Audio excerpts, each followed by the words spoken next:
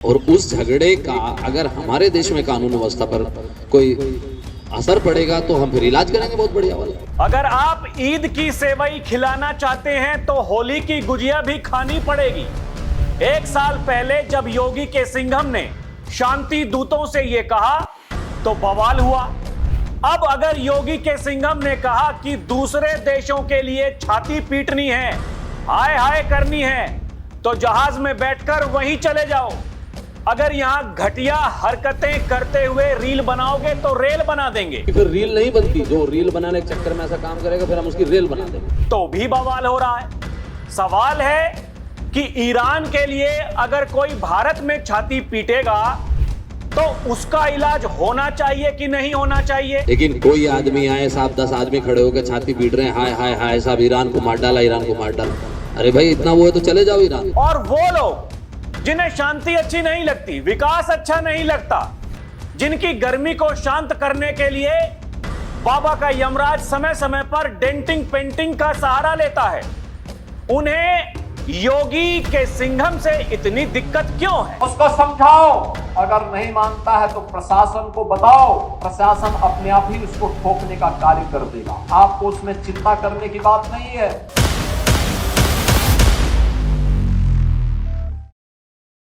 दर्शकों नमस्कार, DNP India में आपका स्वागत है। मैं हूं आपके साथ राहुल चौधरी। दंगाइयों का, उपद्रवियों का इलाज कैसे होता है, जिसको नहीं पता वो बरेली वाले मौलाना से जाकर के पूछ लो। जब उत्तर प्रदेश के मुख्यमंत्री योगी आदित्यनाथ ये कहते हैं दर्शकों, तो बहुत से लोगों को दिक्कत होती है। सवाल है कि वो लोग कौन हैं? वो वही लोग हैं जिन्हें शांति अच्छी नहीं लगती, विकास अच्छा नहीं लगता।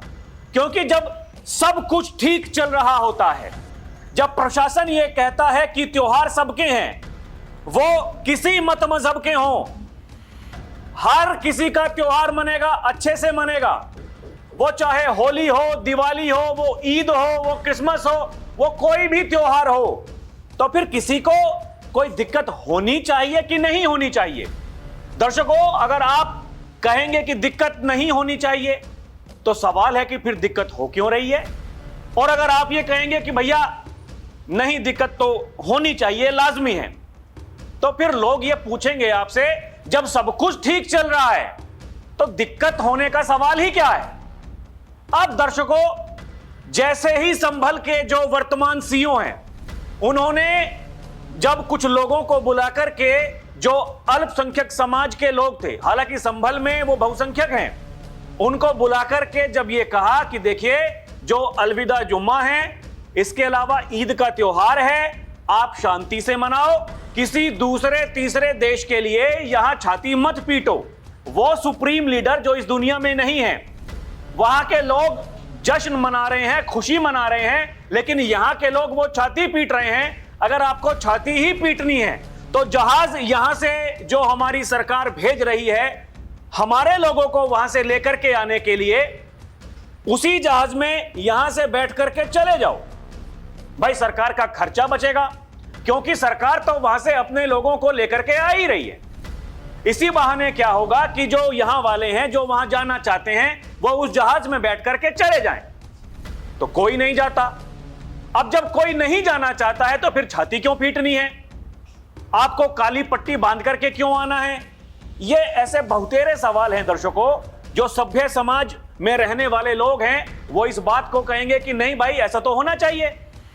भाई त्योहार, आप इस बात को मानिए दर्शकों, अगर होली का त्योहार है, अभी देखिए मैं बताऊंगा आपको, क्योंकि राजनीति शुरू हो गई है। कुछ राजनेता ये कह रहे हैं कि जब बांग्लादेश के लिए यहां पर सड़कों पर उपद्रव किया जाता है, बता रहे हैं वो लोग, जबकि शांतिपूर्ण तरीके से सब कुछ हो रहा था, लेकिन वो कह रहे हैं कि जब बांग्लादेश के लिए होता है तो फिर सरकार कुछ नहीं बोलती है, अधिकारी कुछ नहीं बोलते हैं, अब अधिकारियों को दिक्कत हो रही है। ऐसे ऐसे कलाकार लोग भी हैं। समझने वाली बात यही है दर्शकों कि आप क्या कहना चाहते हैं और आखिर जो आप कह रहे हैं उसका मतलब क्या है। क्योंकि जब आपको राजनीति ही करनी है तो उस राजनीति के पीछे कोई तर्क होना चाहिए, कोई तथ्य होने चाहिए।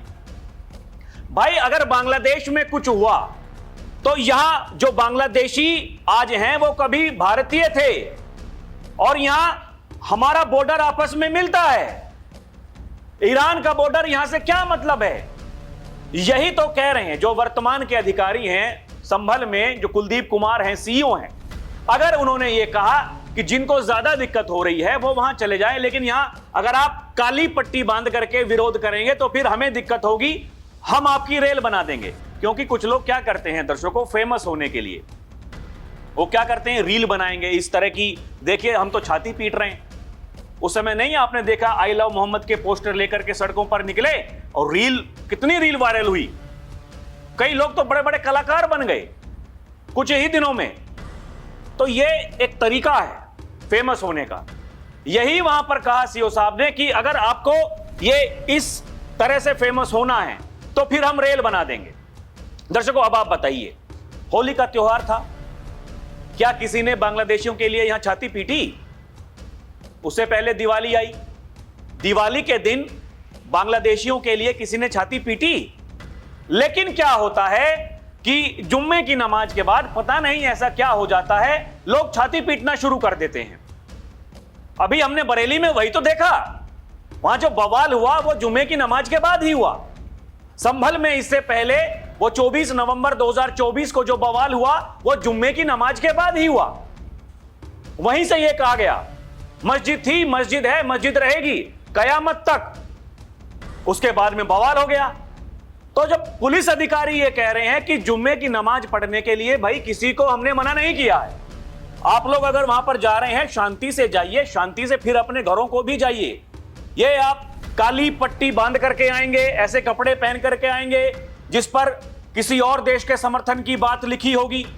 अगर बांग्लादेशियों के लिए यहां हिंदूवादी जो संगठन है वो आवाज उठा रहे थे, वो अपने कपड़ों पर दर्शकों वो कुछ लिखवा करके नहीं आए थे, आई लव बांग्लादेश, ऐसा कुछ नहीं।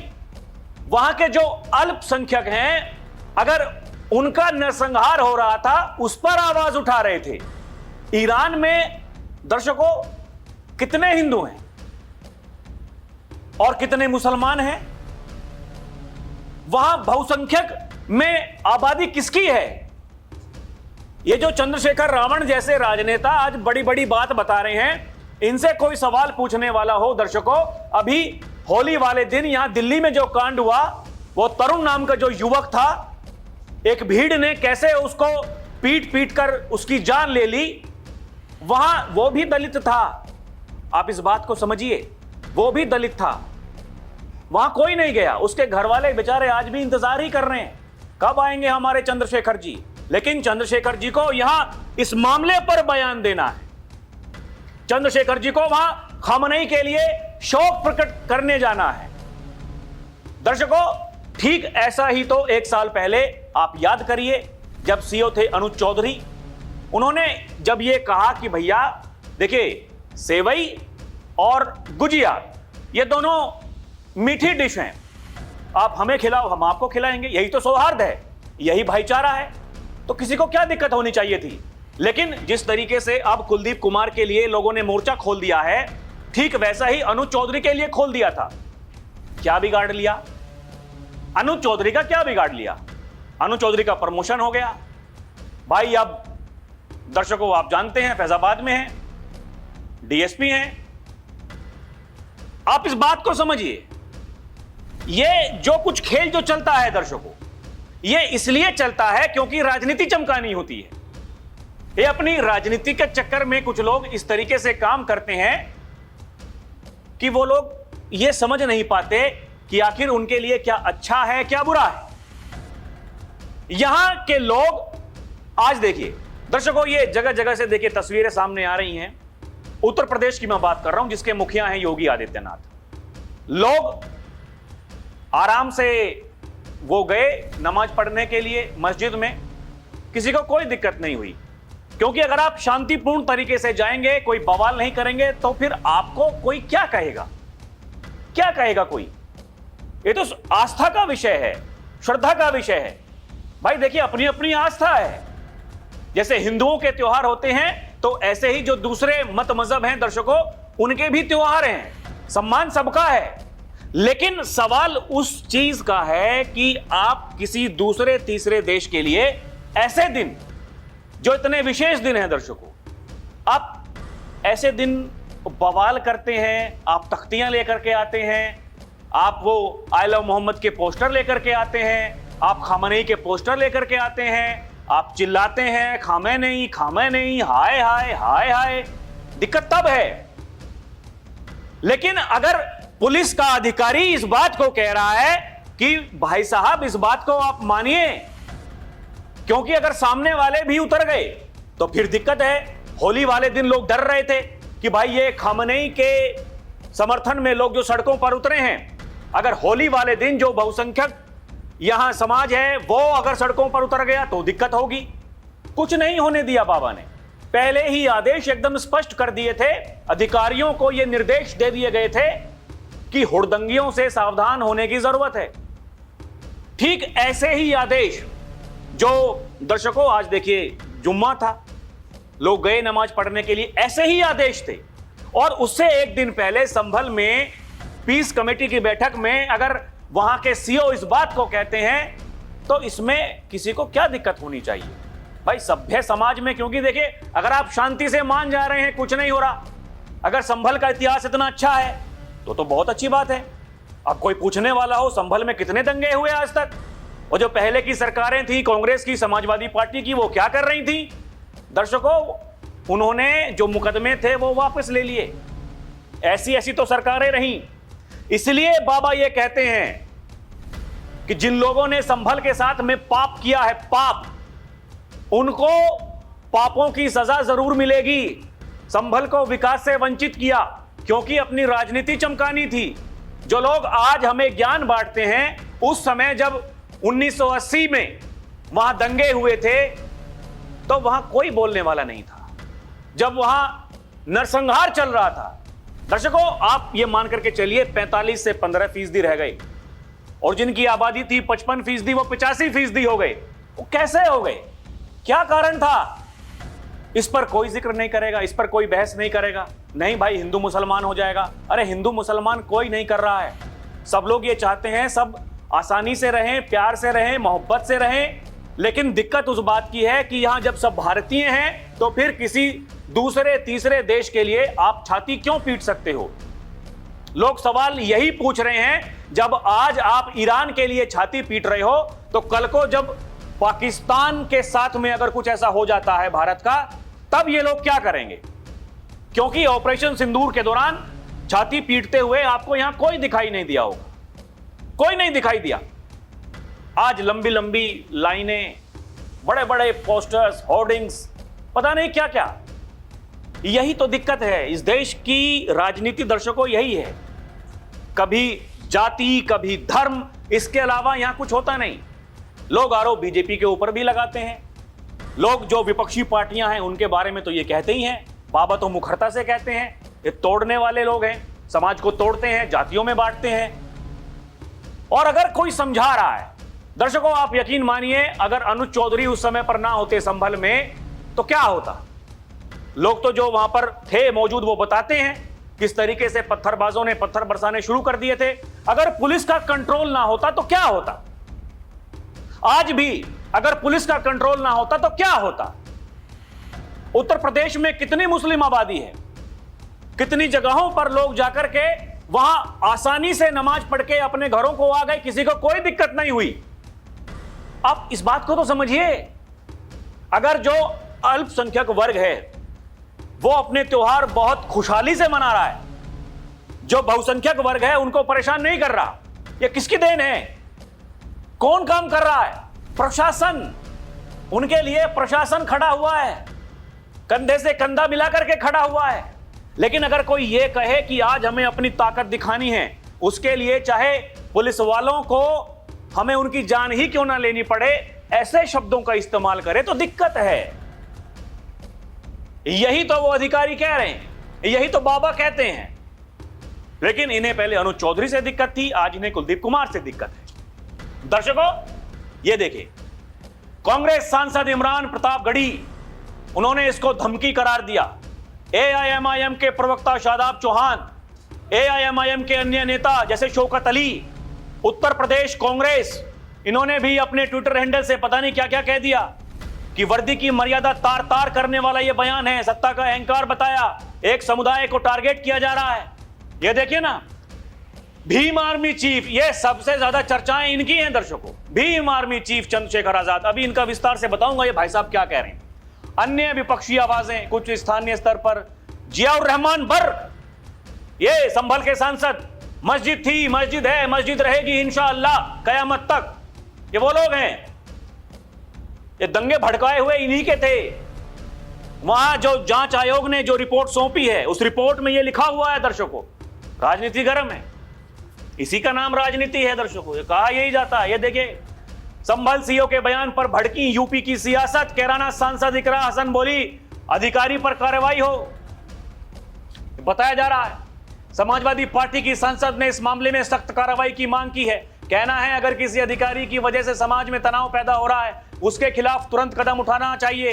उन्होंने कहा ऐसे अधिकारी पर कार्रवाई होनी चाहिए। मांग करती हूं कोर्ट इस पर संज्ञान ले। कह रहे हैं कोर्ट इस पर स्वतः संज्ञान ले इकरा हसन जी। अब बांग्लादेश के ऊपर कुछ नहीं बोली। यहां अभी कुछ दिनों पहले क्या कुछ हो रहा था, ये ऐसे नेता, इनके मुंह में फेविकोल जम जाता है उस समय। इकरा हसन का कहना है प्रशासन की जिम्मेदारी है समाज में शांति और सौहार्द बनाए रखे। तो प्रशासन और क्या कर रहा है? शांति और सौहार्द बनाने के लिए तो यह बताया जा रहा है, वो हिदायतें दे रहा है, क्योंकि ये शांति दूत जो होते हैं दर्शकों, ये खतरनाक लोग हैं, इनके समझ में नहीं आती है बात जल्दी से। ये देखिए चंद्रशेखर रावण वहां चले गए दर्शकों, कहां, कपसाड़ गांव में, मेरठ के, दौड़ा दौड़ा भागा भागा सा, वहां दौड़ते हुए सड़क पर कैसी इन्होंने वहां पर दौड़ लगाई उस दिन। इन्हें कोई मेडल देने वाला हो तो भाई साहब प्रथम दृष्टया कह रहा है भाई साहब क्या दौड़ते हैं आप, ये मेडल आपके नाम। रावण जी वाह, मजा आ गया, लोगों ने कहा।